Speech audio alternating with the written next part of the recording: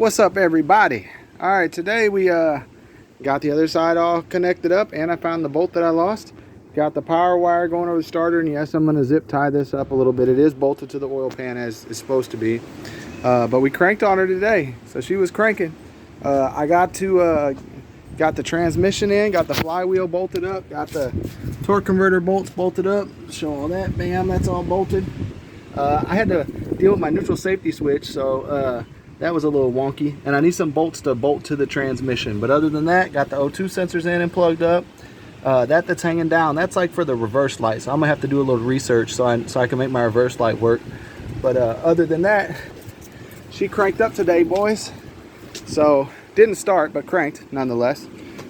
We didn't have anything connected. We just had the starter connected just to make sure that everything was doing what it's supposed to do. But got the transmission lines ran, and the trans cooler, sorry that's upside down, but those are ran.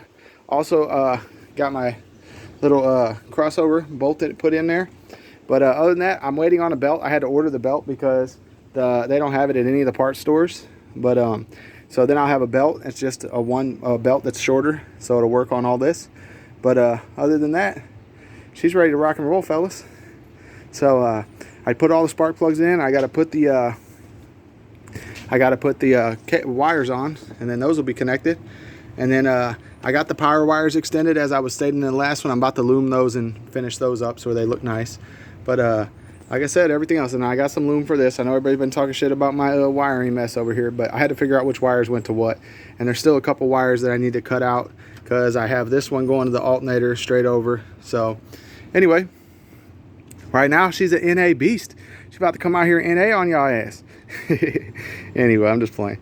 But she is cranking now, and like I said, I got the transmission in. I'm waiting on my drive shaft, and actually I'm not waiting on my drive shaft. I'm waiting on the rear yoke because I switched to 1350 yokes, so now I need a 1350 rear yoke. So I'm waiting on that to come in. It was on back order, but they took my money yesterday, so I'm assuming that it is in. My son had one too that his just went through today, so I believe that we should be good to go. Those should be coming here pretty soon. So in the next couple of days, we'll be ready.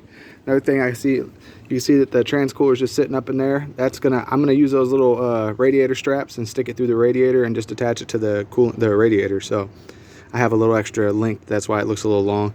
I was gonna put a post in there to put it on, but then I'm like, it might rattle. So anyway, but yep, that's it. And I'm gonna put the radiator back in and put the fans back in, and we're ready to rock and roll. Fill her up with coolant. It's already got oil in it. The oil pressure came up today whenever I was cranking on it. That's what I was cranking on it for. So anyway, just thought I'd show a little update. Peace.